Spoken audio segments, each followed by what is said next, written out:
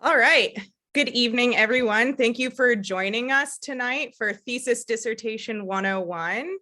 I'm Allison Davis. I'm just one of your board members for Graduate Wing Conductors Association, and I'll be one of the folks moderating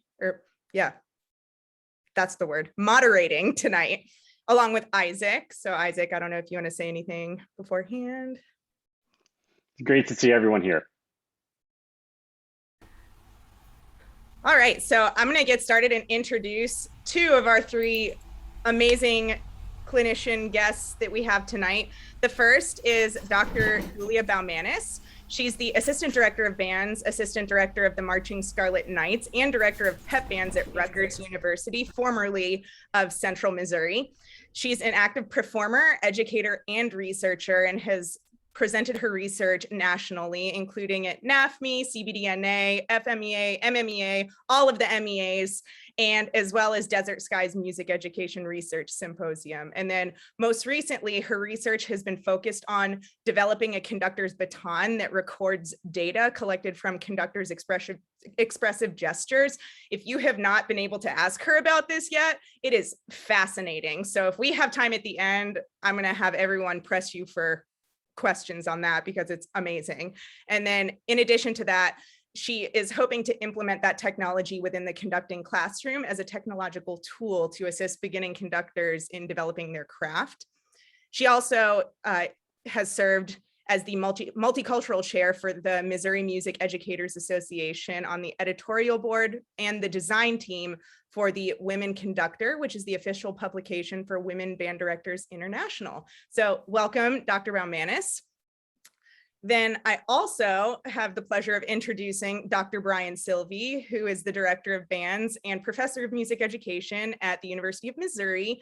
At Mizzou, he teaches undergraduate and graduate music ed courses, conducts the wind ensemble, and provides general oversight to make sure the band program keeps running. He's presented at every music education conference that I can think of and has published in every major music education journal I can possibly think of at this moment in time. And then his research interests also include conducting expressivity, effectiveness, instrumental conducting pedagogy, and pre-service teacher preparation.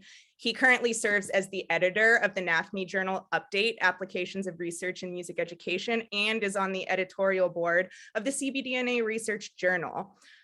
Welcome, Dr. Silvi.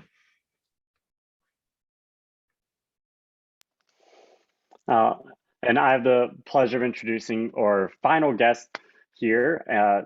Dr. Parisi is the Curator's Distinguished Professor of Instrumental Music Education, the Associate Director of Bands, and the Director of the Interdisciplinary PhD program at the University of Missouri, Kansas City Conservatory. When I think of Dr. Parisi, it's hard to think of someone who does more breadth and depth in so many fields. He not only conducts the Conservatory Wind Ensemble, he leads the world-renowned Fountain City Brass Band and their youth brass bands as well. He has done so much research in so many different fields. He also leads the Mendez Brass Institute and clinics all over the country. He's also an absolute gem of a human being. I was very lucky to call him a mentor in my time at UMKC, and we are so glad he is able to join us tonight. So please welcome Dr. Parisi.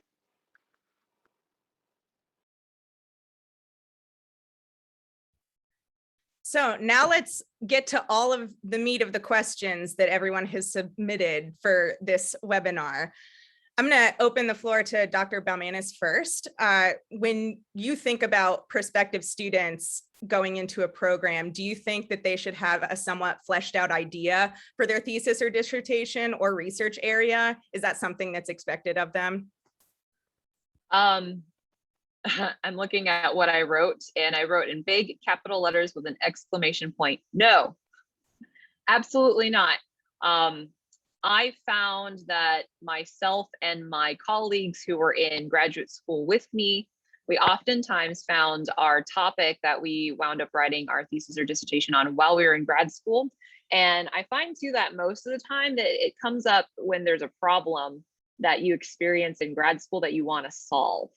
And then you start picking away at it. And you're like, okay, has somebody else written about this? What all is all the other literature that's been written on this? Let me read up on that. That's interesting. I didn't know that, but they never answered this question. Has anybody else answered that question? And then you sort of settle on the question or research questions that you want to answer within a topic.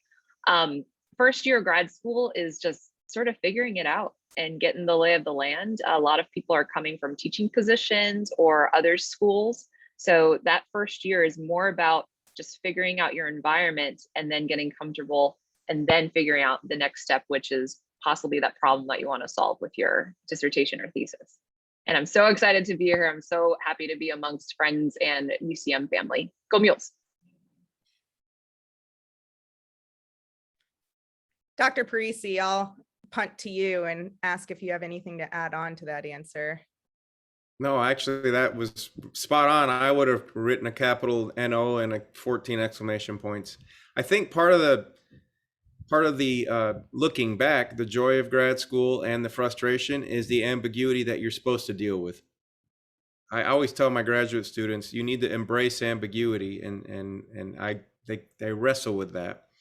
But I love being a supervisor of dissertation projects and thesis. I love the banter that goes back and forth between a graduate student and myself when we're talking about subjects and getting them to just kind of speak about what they like to think about, and sometimes being devil's advocate. So no, my answer is a wholehearted no.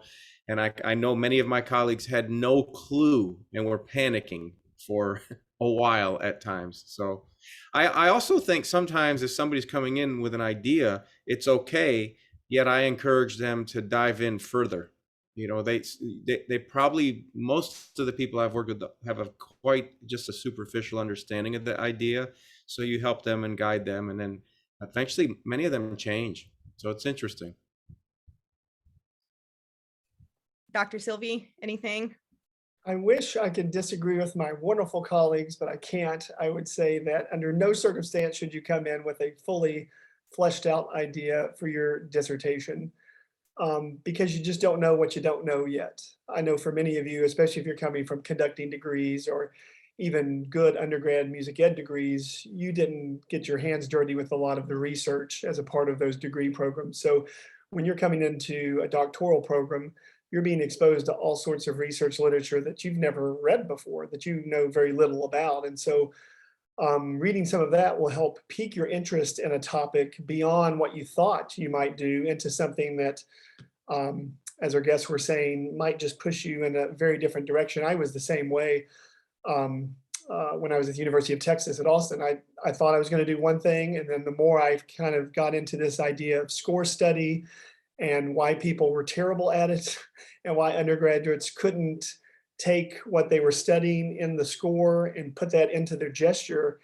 And it really brought forth not only my dissertation, but the past 10 years worth of other research studies that have kind of gone from that. And it wasn't something I was looking at when I first started grad school, but something that just kind of came to me. So to summarize my friends there, I would say no, many exclamation points no, and then just let your mind be free to what may come along in some of your classes or your extracurricular readings.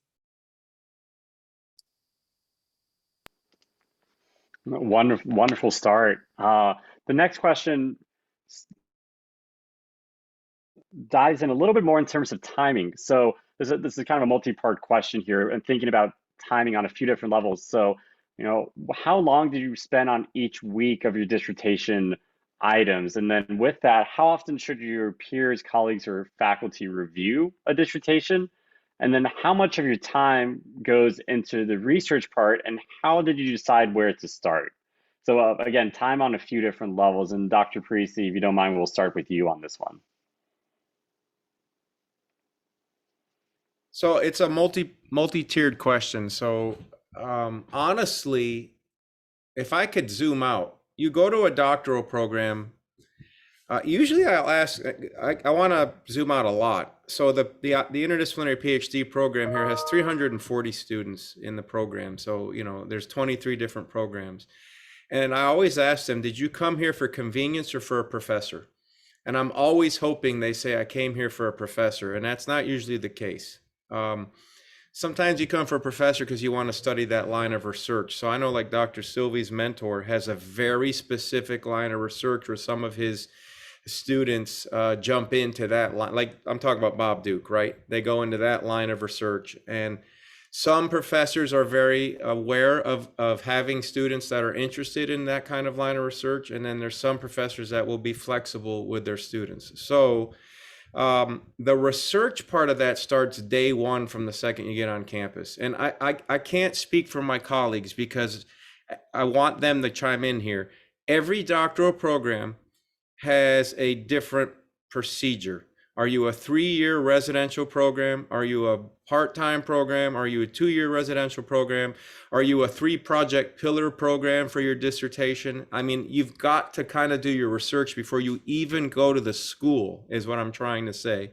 And then once you're there, you probably want to know what it looks like. And one of the best ways to know is ask someone who's gone through the program, honestly, and see what their perception is. And then try to navigate. If you are in a true residential 3-year program, then you'll kind of have an idea of how things progress, right? What are degree requirements? What are course requirements? And through that process, what research methodologies are you studying? What projects will maybe lead themselves to a dissertation topic? So I think you have to really know the program and how it functions and how it will function for you. I know that at UMKC, we only fund 2 doctoral students, and they are expected to be here for 3 years. And there is a pretty specific calendar back to what for them. They will take classes, they will complete projects each semester that leads to their comps, which informs their dissertation research, which influences their research chops, whether it's in descriptive, statistical, analytical, it just depends, qualitative, quantitative.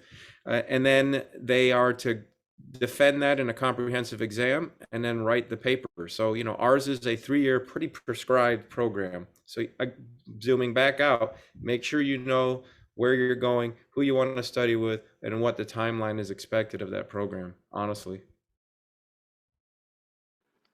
Man, Dr. Silvi, if you can chime in.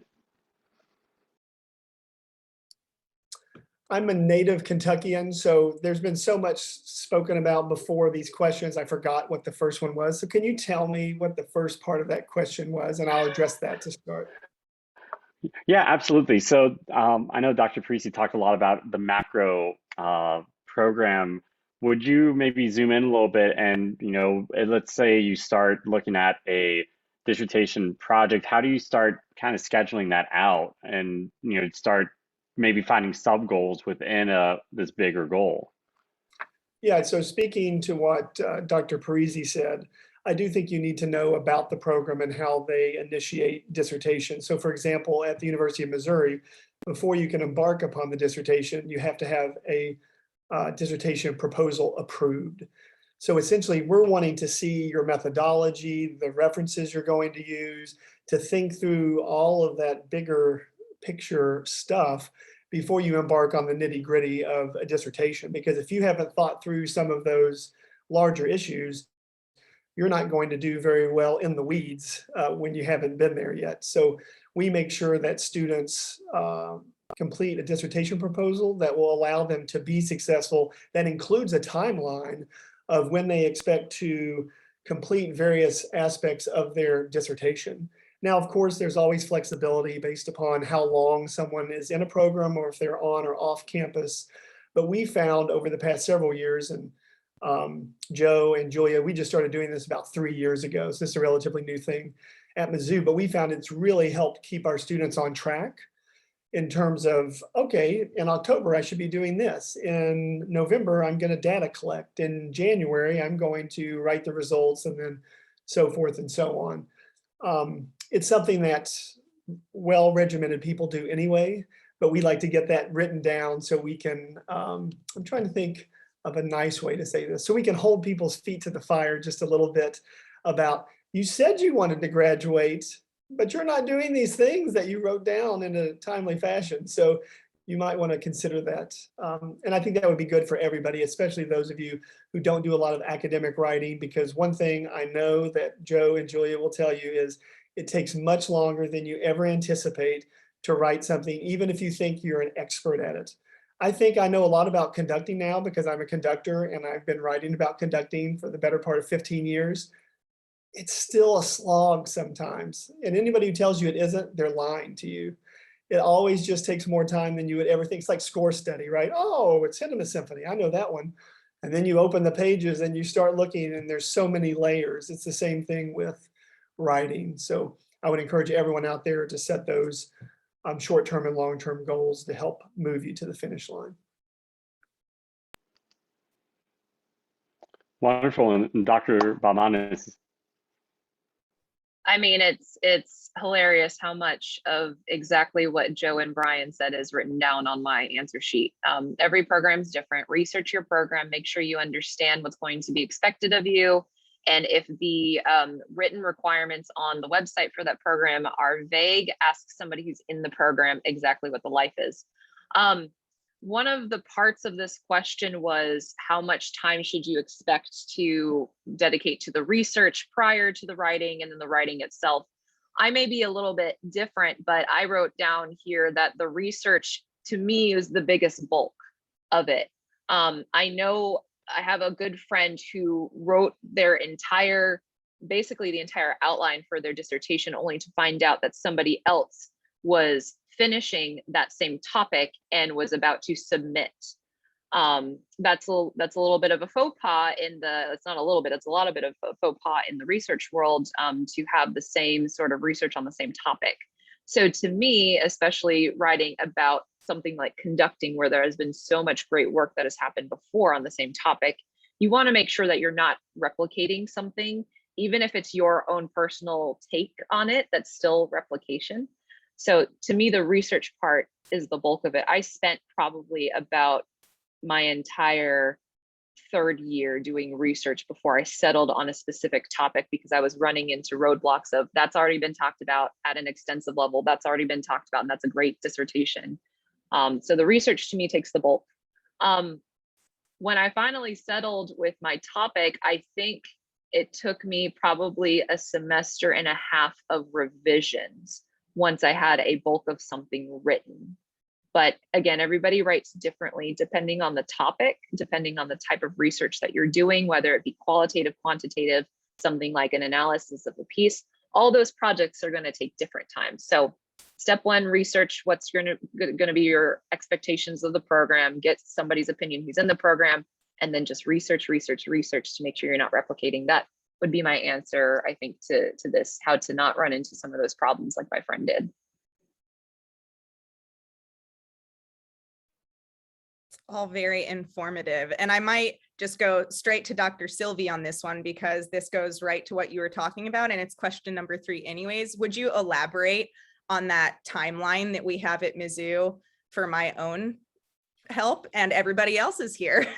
So just elaborate on what our preferred timeline is and when certain steps of the research and writing should be completed.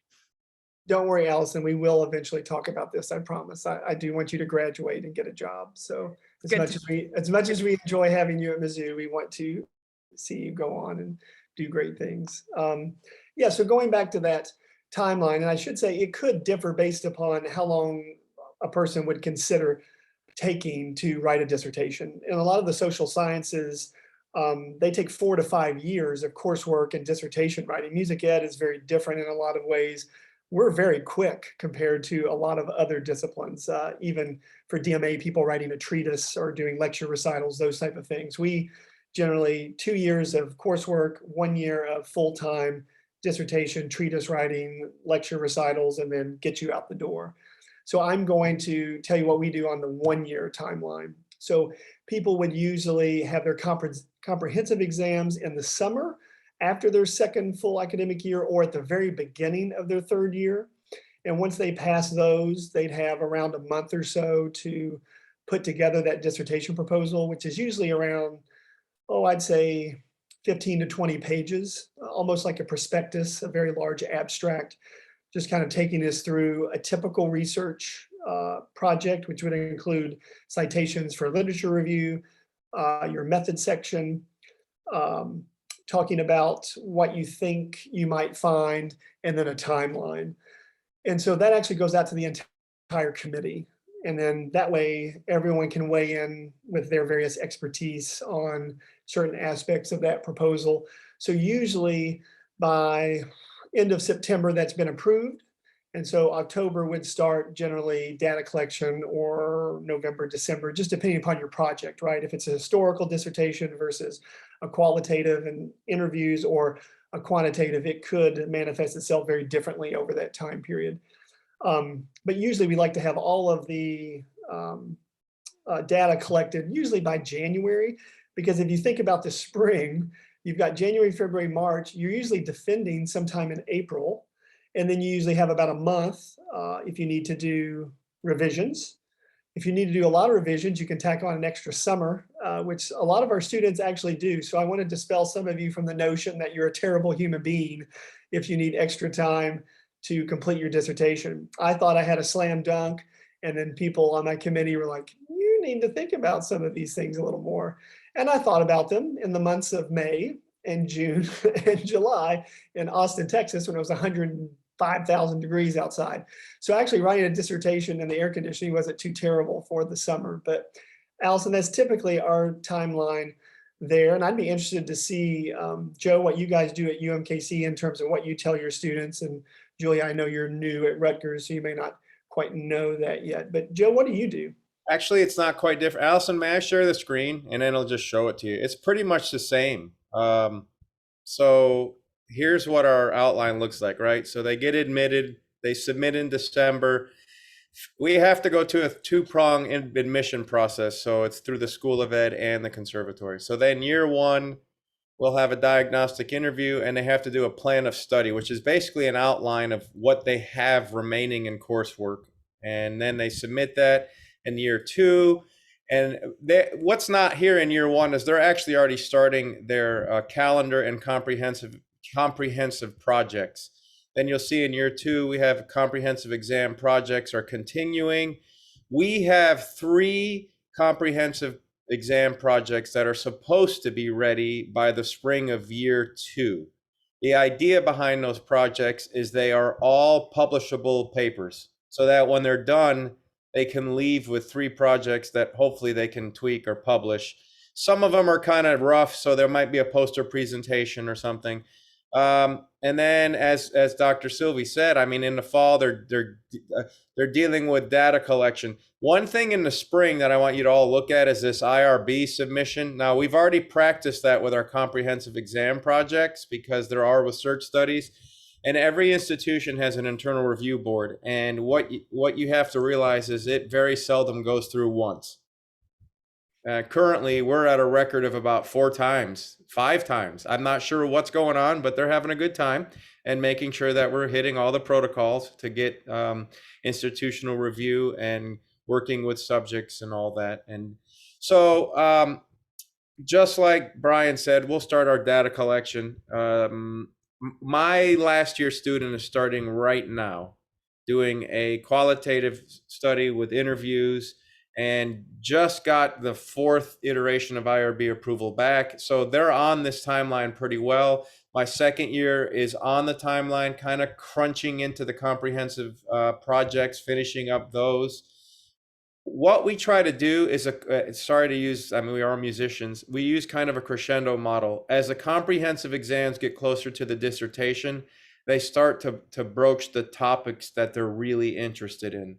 A lot of times a comprehensive exam project could actually be a review of literature, which starts as the review of literature for the dissertation. So we try to gauge the Opus 1 comprehensive project can maybe be something that's just a poster level that gets their feet wet, and then 2 tweaks it up a notch. And then by 3, they should really be showing some good expertise in the methodology as they prepare for the dissertation. And they're submitting a dissertation proposal in that second year, first semester, second year, second semester. So pretty much writing, and for a lot of us, I mean, these people are also teaching some of our classes, so they're busy. So it's good to be on this timeline. So we really tried to develop this so that they had an idea of what we expect. So that's what we do.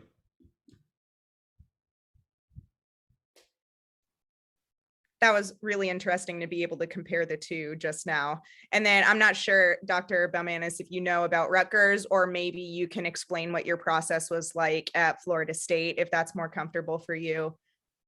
Yeah, and I was trying to do like a quick search.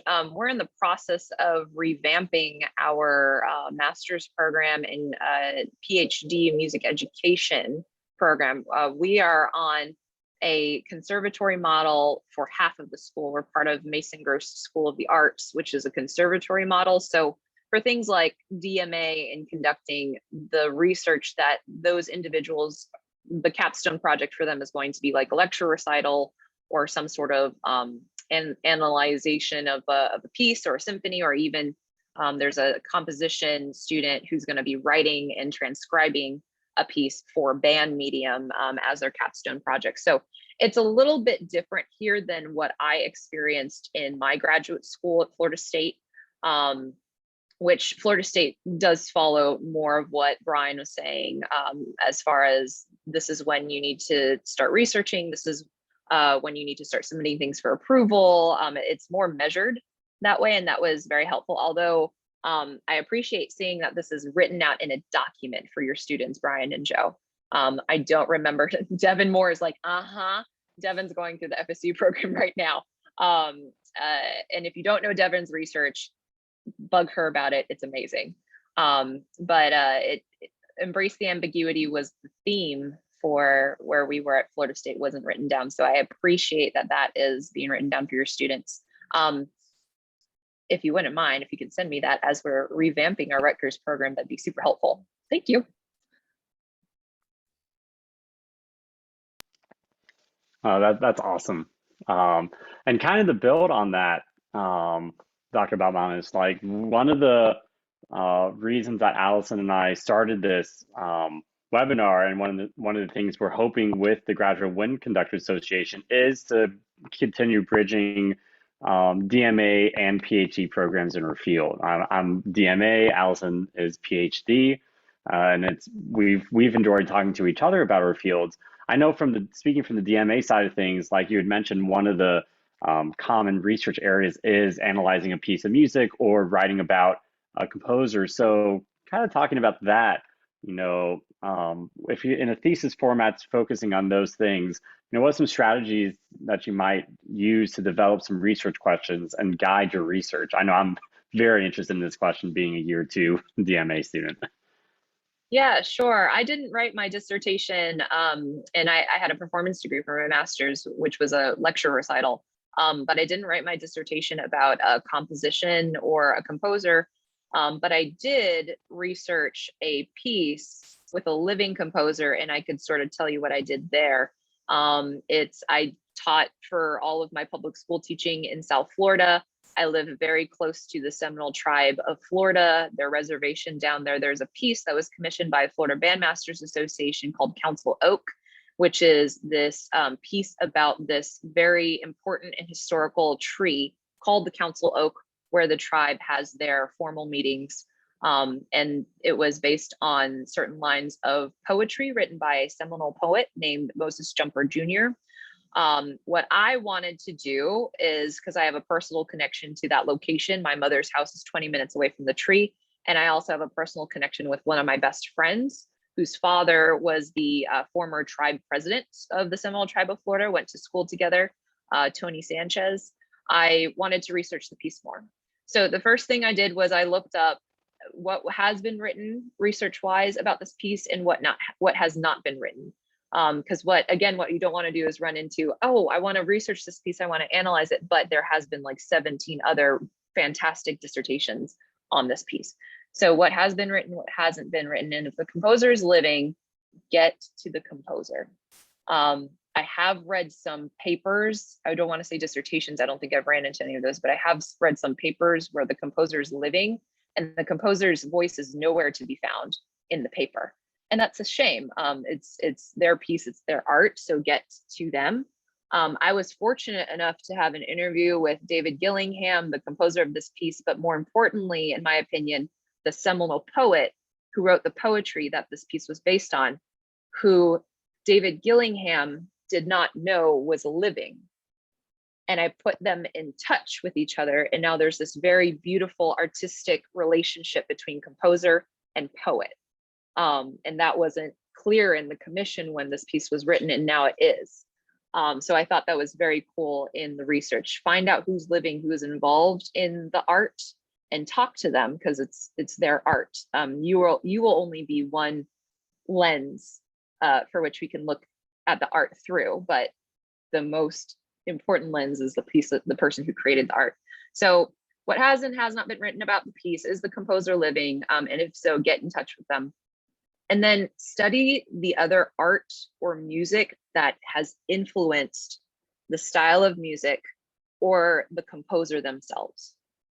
You know, if it's a piece like something that Omar Thomas has written, and you're not going and listening to Sunday gospel, going to that church, you haven't fully realized what this piece is about unless you study what it comes from.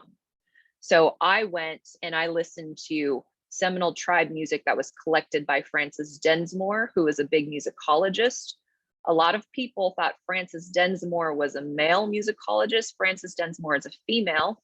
She was actually miscredited in the original score of Council Oak as a male musicologist. Frances is a female.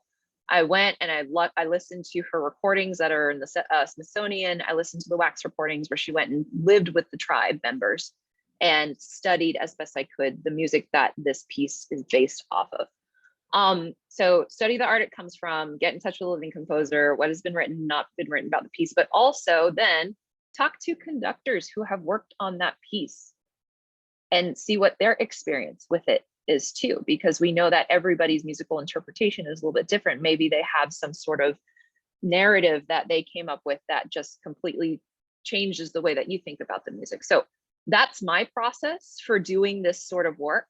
And I learned a ton in the process of it. Awesome. Thank you so much, Dr. Parisi. I will defer. She's the expert on that. I'm not going to add one thing. That was a home run. Awesome. Yeah, it was an amazing answer. Dr. Silvi.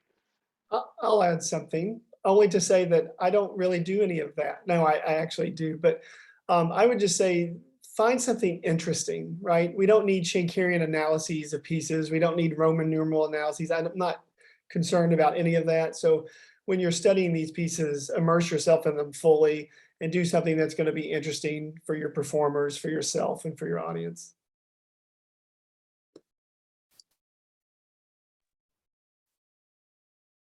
That's so fascinating to me, having done a master's of music education and now a PhD. That's not typically a path that I've seen people go down. So I really appreciated hearing about your research there.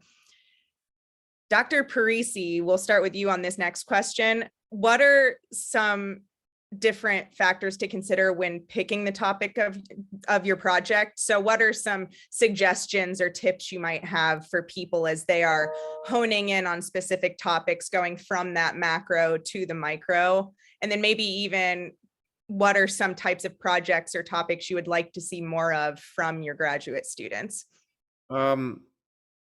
I think the pressure that students put upon themselves, expecting that this is going to be the greatest contribution to the world of dissertation research that ever has been, needs to be blown up. It just, it's opus 1, okay? Maybe it's opus 3, but it's opus 1 in that magnitude. And so they just need to be gentle with themselves, right?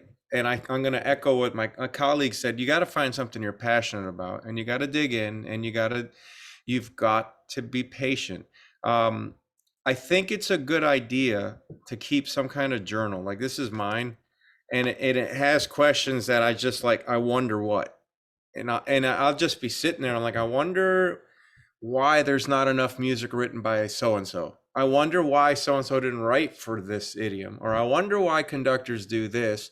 Or right now I'm in a research group and we're dealing with tempo of marches being played by professional groups, by the military groups, high school groups, and community groups.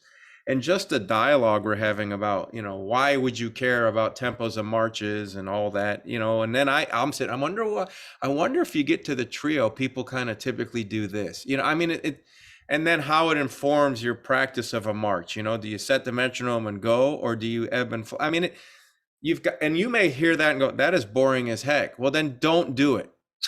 Okay. I mean, just don't do it. And so you've got to find something and write a bunch of ideas down, and don't be afraid to free write.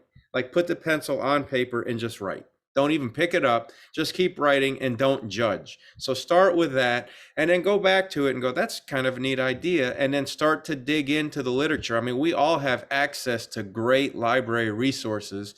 Whereas, I mean, I still have the whole line of JRMEs on my shelf. I just look at them kind of like, well, that's kind of cool, but I don't think I've opened one of them except when they come in the mail, then read it. I mean, when I need to go find an article, I just do a search and there it is. So I think if you can come up with a strategy to come up with some questions, then dive into the data and the research and try to find up a systematic way to save that research.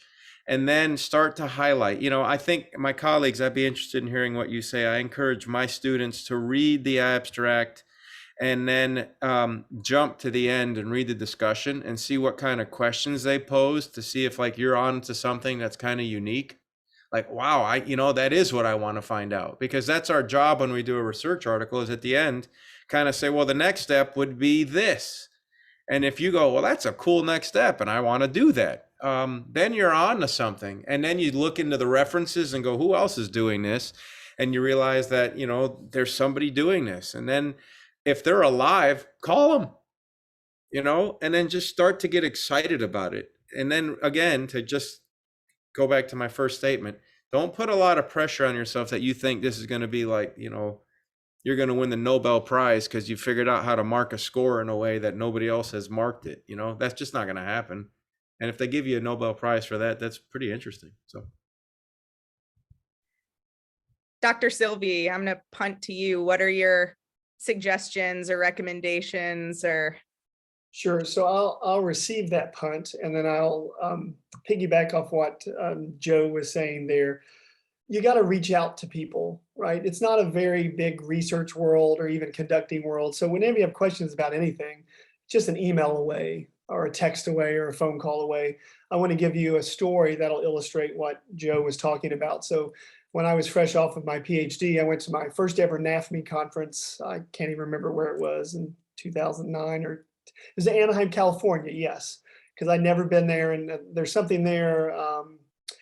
Disneyland is what it's called. So I didn't get to go to Disneyland, but I was there for something much more meaningful, music education research. So I was there, and after a poster session, I went over to now one of my dear friends, dear colleagues, Mark Montemayor, who's at the University of North Texas. And he had done a research project on something that was very similar to what I had completed my dissertation on. I said, that's really cool. I just did something like that for my dissertation. He goes, well, that's really cool. I just did this thing.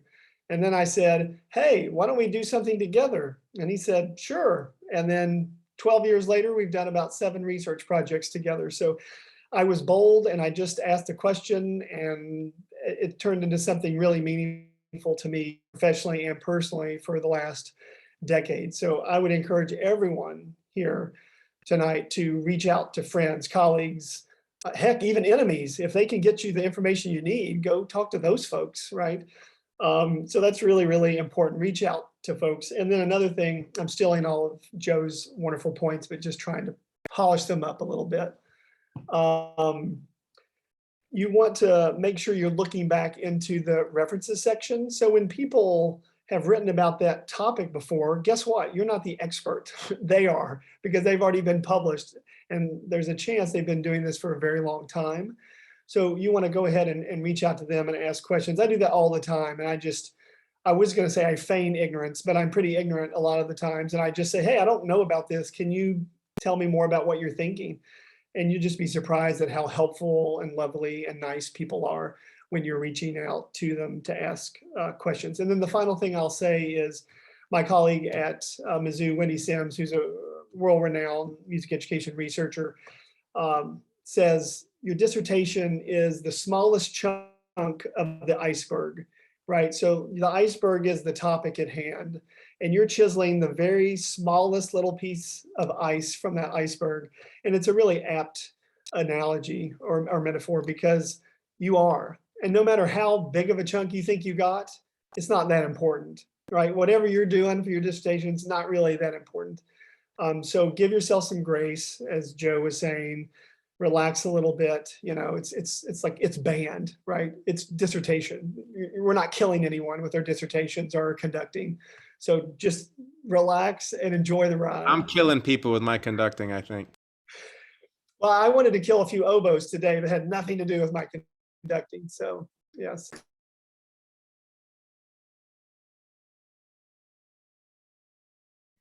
Hey, the oboes weren't actually that bad in rehearsal today. Maybe some other people, but No, they were great. I just like picking on oboes. You know? We're actually lucky we have two really pretty great oboes here at Mizzou. And Dr. Bomanis, do you have anything to add to what Dr. Parisi and Dr. Silvi have said? Any tips, suggestions, tricks that you've learned in your time? No. No tips, no tricks, no advice for any of you that hasn't already been given. I put in the chat, be careful about IRB approval. I have a cautionary tale. The dissertation that is published under my name is actually the third dissertation that is written and completed. My first dissertation, which is actually the conductor's baton that I've been developing, the person who is my computer programmer, Ataro, I did the pilot study with him. He put together this crazy mechanism, like involving like the infrared sensor from a Wiimote, picking up refracted light off of the tip of the baton that we created, and just this brilliant mind. He had a crazy accident. He had a stroke while he was driving, and he's okay, but he's reverted back into his original native language, which is Japanese, and all of the coding that he did was in English and in his own like special coding that's very specific to him. So my original project is locked in the original laptop in Dr. Geringer's office at Florida State University. So that was dissertation topic number 1.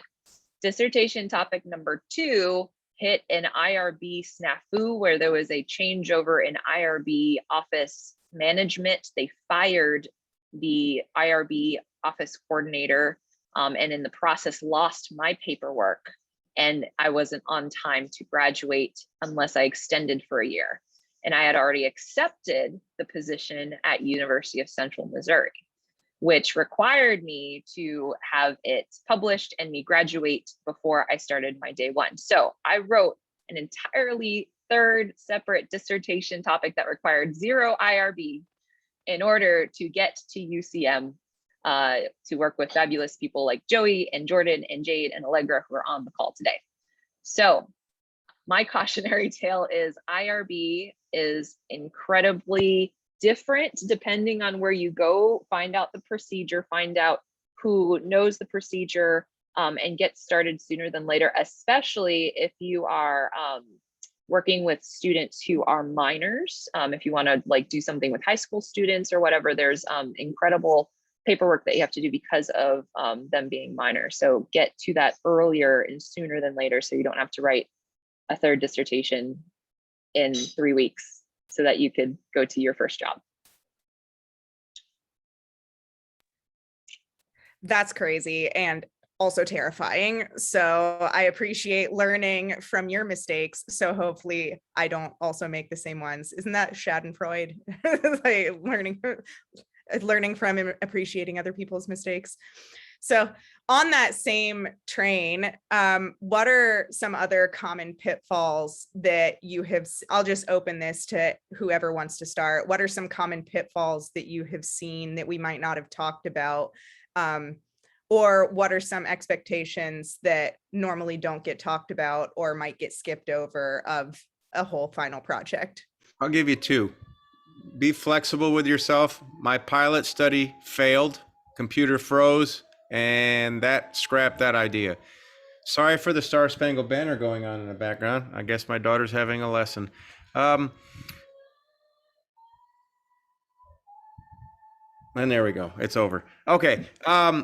The other thing that is really important is the RARB protocol. Pick a day when their topics, you can see what's on the docket, are really heavy, and the music ones will go through quickly. Sorry, I'll just be honest with you. You can't really pick a day. That was just a bad joke. The other thing is to make sure that you are, I think everybody works differently. You've got to have a calendar. Some people are not good at making a calendar. So if there's not one imposed on you, please impose one on yourself. If your advisor isn't meeting with you weekly, ask them to meet with them.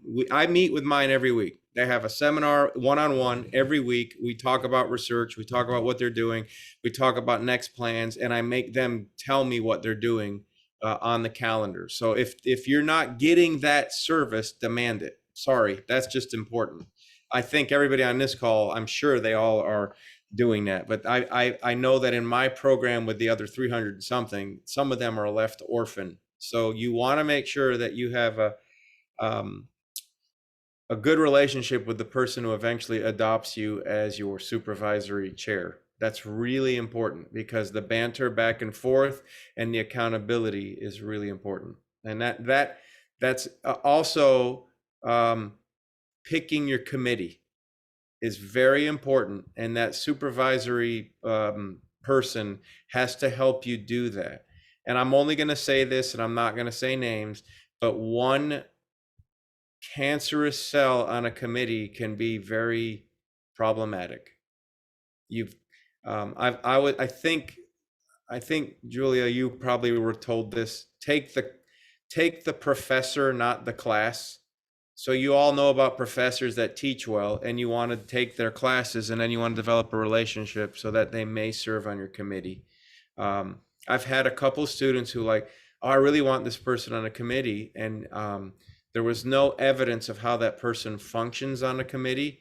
And when they got on the committee, it was treacherous, and I had to be kind of referee. It's only happened a couple times, and I'm not trying to scare anybody, but your supervisor, your chair has to be someone that has good relationships with faculty. I think that's important. So that's probably why Dr. Silvi doesn't have anybody. Oh, I thought I was muted. I'm sorry. Sorry. It's okay. It's fine. That was a joke? Oh, okay. No, I just wanted your students to really know. Oh, okay. Well, I'm keeping the wool over their eyes, but I know, but it's true. It is truthful, he talks the talk, walks the walk, and represents himself well in the community. So that's important. So in all honesty, and you want someone like that. No, well, thanks. I'll just jump in really quickly and say two very practical things. One, if you're collecting data, you need to have backups for everything. So if you're going to video record something, you need 3 video cameras. If you're going to audio record something, you need 3 devices to record things.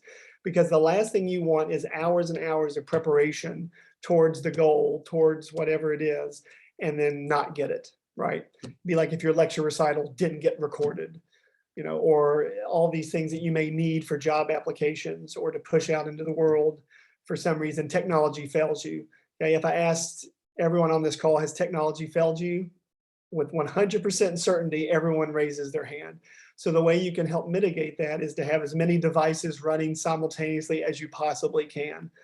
All right, and then the other thing is, I don't believe in this writing idea that the muse strikes and then all of a sudden I've written 14 pages of beautiful prose. As I alluded to earlier in our webinar today, writing's still hard for me. It's not easy. I write a lot, but I carve out specific times every day or every other day to write. And so I say from 9 to 11, I'm writing. I'm shutting the door. I'm not looking at the phone. I'm not checking Facebook. I'm not doing anything but staring at this screen and trying to write. Some days it goes really well. And some days I stare at the screen for 30 minutes and contemplate my life, right? That's what happens. And it's just like, what's going on today? But if you just think you're going to magically waltz in on a Thursday and go, today's the day, here it comes, everybody, this wonderful, wonderful writing. I don't think, and Joe and Julia, correct me if I'm wrong, but does your writing, does it strike you, or do you have to actually commit and say, I have to write in this chunk of time because we're just so busy? If we don't carve out that time, we're not going to find it otherwise. This is my best friend. See that? I bought an old school timer that makes sound. And so when I'm not feeling it, I'll set 10 minutes.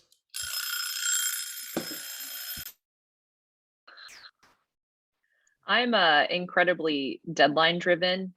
So in order to make little capstones of, I need to get chapter 1 done, I need to get this many articles read as part of the review of lit research part during this day, I will give myself deadlines. If there is not something holding my feet to the flames, I won't do it. So I've learned to give myself deadlines, and then have an accountability buddy, somebody else who is checking up on me, whether it be, okay, as part of this deadline of writing this chapter, the last part is I send it to this person who's on my committee. And then I'll say one quick thing about committee. Make sure that not only is your committee head somebody who has great relationships with other faculty members, but also that the other individuals on your committee like each other. And if you don't know if they like each other, ask your head of committee. And if you trust them, say, listen, this is who I'm thinking of. How is this dynamic going to work? Because I have seen it go where there's just 2 committee members who are fighting because of some long history. Somebody broke up with somebody in high school and it's still like a thing that they're upset about. And they will fight to the death about a paragraph in your document because they simply don't like each other. So just be careful and mindful of that. Ask ahead of time. Yeah, all wonderful advice to navigate not just the actual writing and the research, but the back end as well, and all those ins and outs, those nitty gritty details that really matter at the end. So we wanted to have a chance here at the end of our time to open up for some Q&A. And again, feel free to drop a question in the chat for our guests. You can direct it to everyone, you can direct it to specific individuals, or feel free to unmute right now as well if you have a question about anything we've talked about tonight or something that hasn't been addressed tonight that you're curious about.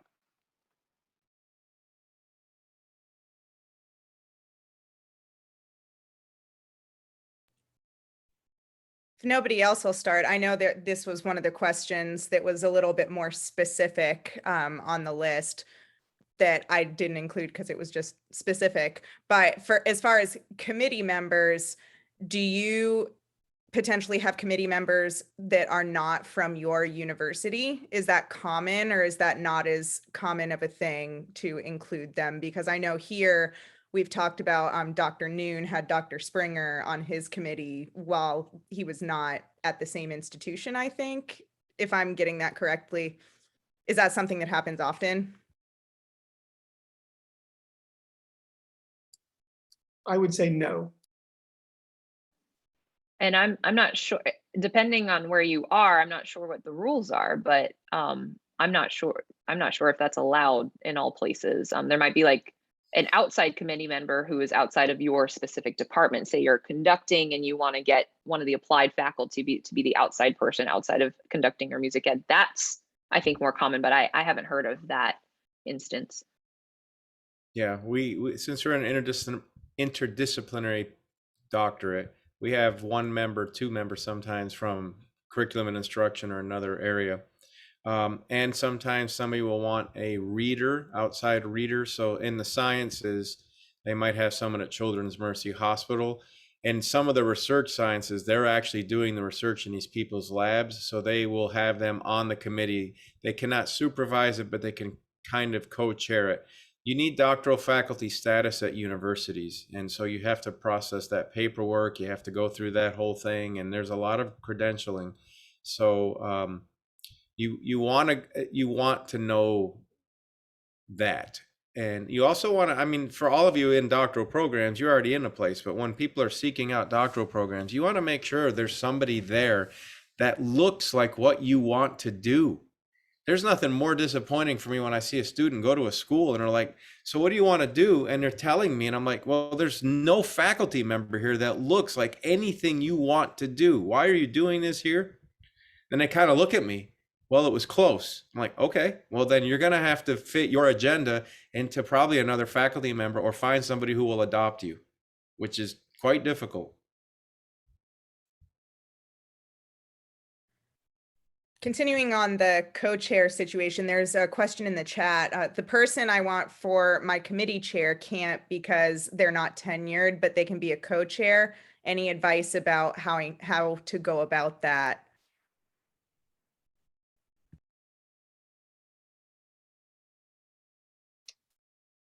Sure, I have some advice. Don't.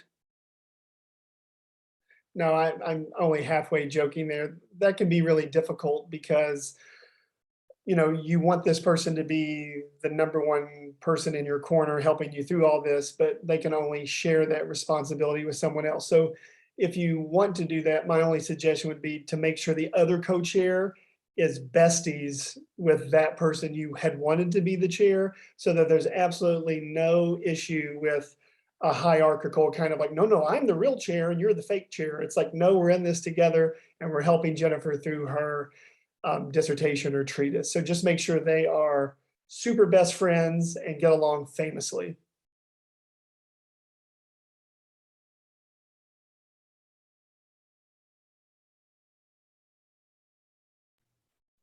Well, seeing as there's no more questions in the chat, I'm sure that all three of these folks who have been kind enough to serve as guest speakers today would be happy to drop their emails in the chat.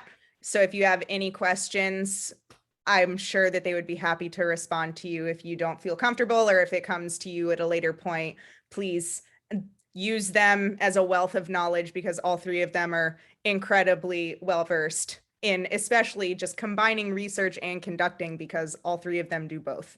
So with that being said, I would love to say thank you to all of you for coming, and thank you to Dr. Silvi, Dr. Parisi, and Dr. Baumanis for joining us and taking an hour of your time out on a Wednesday night to further educate the masses on something they might not hear about every day. And then thank you to Isaac for being co-moderator, co-host today on this. And as well, thank you to our other board members who, for various reasons, like teaching, couldn't be here tonight. So that's Rob Abend, Herb Pyong, Weston Lewis. And am I forgetting someone? I'm not forgetting anyone. So yeah, and then shout out to Allegra, who does social media as well for us. Yes, big shout out to Allegra, who is here today as well. So thank you all so much. I'm going to stop the recording now. Please feel free to shoot any further questions to any of the three good doctors here. Thank you. Have a good night.